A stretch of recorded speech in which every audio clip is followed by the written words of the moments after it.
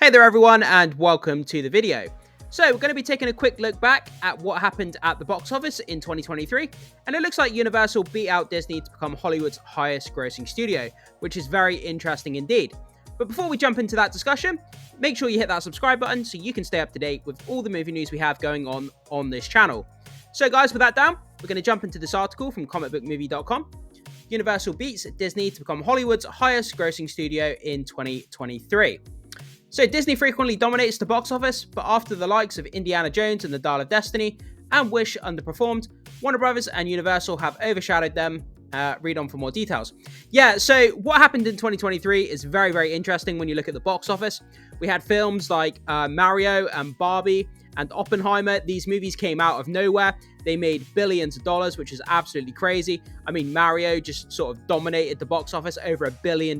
Nobody thought it would ever get to that, box office take, but it was crazy. And then obviously Marvel have had really bad flops this year. Indiana Jones, like it said, Wish underperformed. We had The Marvels, the worst MCU performing movie of all time. And it looks like Universal managed to overtake Disney at their own game, which is absolutely fantastic to hear a company beating out Disney once and for all. But let's have a read and see what's going on, and let's jump into this news a little bit more. So 2023 was not a great year for Disney. Several of its movies underperformed either critically or financially, sometimes both, and even Marvel Studios met more than its fair share of challenges, despite the MCU round once being considered untouchable. Yeah, I mean, just to go off on a tangent for a minute, when you think back to 5 or 6 years ago, you look at the MCU, it was just, it was critically and financially running on all cylinders. Every single movie that came out, $1 billion. And, it's critically well received, film after film after film. And it looks like, it was just never ever going to die down. It was never ever going to underperform. But, what goes up must come down, I guess. And it looks like, Disney is now on the decline. Not just with Marvel, with Star Wars, with their Disney Plus shows, and with some of their animated features as well, like Wish. Indiana Jones bombed, and the Marvels bombed also. So, yeah, it's been a pretty bad year, all in all, when it comes to Disney at the box office. Bad year in 2023, I should say. So now, for the first time in several years, we learned that The House of Mouse was not the highest grossing studio at the worldwide box office. It's actually nice to hear another studio beating out Disney, I'm not going to lie. Instead,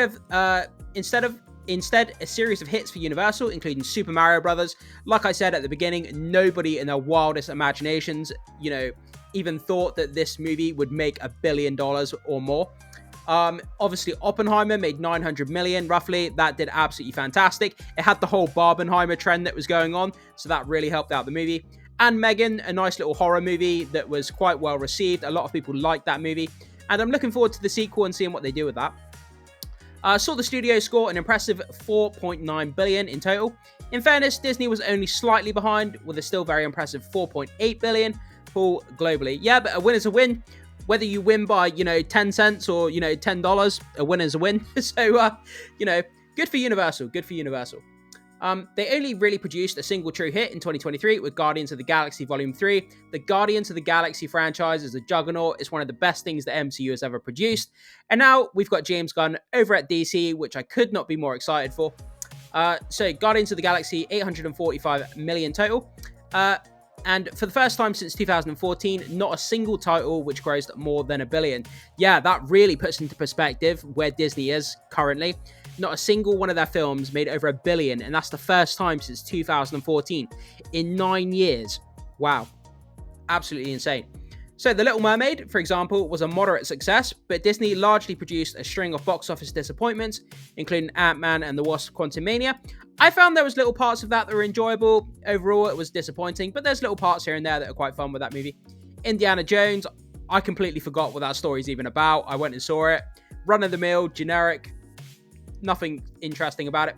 Haunted Mansion, that was a mistake to greenlight that in the first place. And then obviously the Marvels, I mean, it speaks for itself.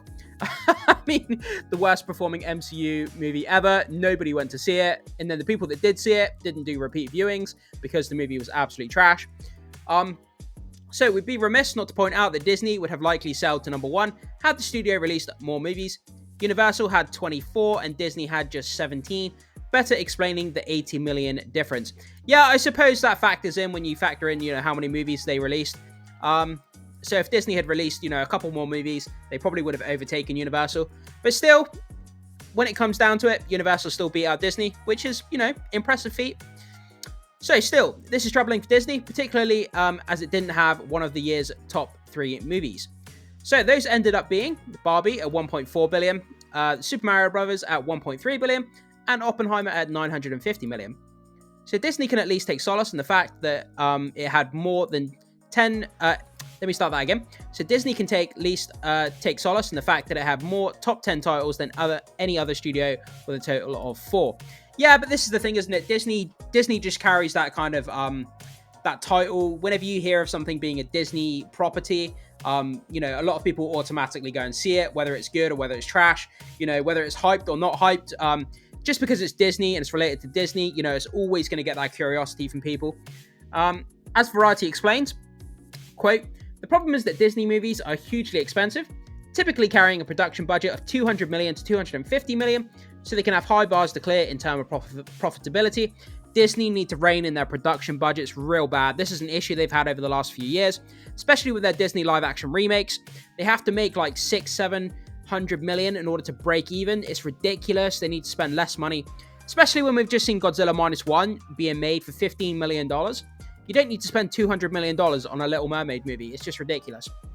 So while Ant-Man and the Wasp: Quantumania ranked as the 10th highest grossing movie of the year, with 476 million, it still ended up losing money for the studio in its theatrical run. Yeah, as I say, obviously it wasn't very well critically received, and Ant-Man and the Wasp: Quantumania, there's a lot of people that don't like it. You'll be very hard struck to find a MCU fan who did like it. As I say, there were small parts that were redeeming, but overall it was quite disappointing. So WarnerBros nabbed third place with 3.84 billion, with Sony Pictures and Paramount rounding out the top 5 with roughly 2 billion. So it remains to be seen what 2024 looks like, but both Marvel and DC are only releasing a single movie each, and while Sony has 3 of its live-action Spider-Verse titles scheduled for this year, we'd bet only Venom 3 stands a chance of being a true hit. Yeah, guys, so recently, over the last week, I actually made a video about the 3 Sony movies that are being released. Obviously, we've got Madam Web, we've got Kraven, and we've got Venom 3. And it's a video basically talking about how these movies could potentially do more harm to the superhero genre than not. Because if these movies come out and they critically flop and bomb and nobody likes them, then it's going to damage the overall superhero genre image for everybody. Because you've got to remember, if someone goes to watch one of these Sony movies and doesn't enjoy the superhero movie, then they're less likely to then go and watch a DC movie or a Marvel movie. Same with DC. If someone goes to watch a DC superhero movie and they don't like it, they're less likely to then go back to the theater and then watch an MCU superhero movie. So, if a movie does badly in a certain genre, it hurts the overall genre, not just the company that the movie was made for. But yeah, so that's what 2023 basically looked like. So we had Universal at the top, then we had Disney, then we had Warner Brothers, and then it was followed up by Sony and Paramount. So it was nice to hear of another company beating out Disney for a change. And, we'll have to see what happens in 2024. When we have the same conversation next year, we'll have to see if Universal can beat out Disney again. And if they do, that'll be very, very, very interesting. And like they say, obviously, Disney only has one movie coming out this year, which is Deadpool 3. So it'd be very interesting to see, in the grand scheme of things, the superhero genre is on a decline. But can Deadpool 3, can it still make a profit? But if no one turns up to it, then, that's going to be really devastating for the superhero genre. But anyway, guys, jump into the comment section. Let me know what you think about this news. Do you think it's great to hear another company finally beating out Disney when it comes to box office? I'd love to hear your thoughts. Thank you so much for watching, and I will see you soon.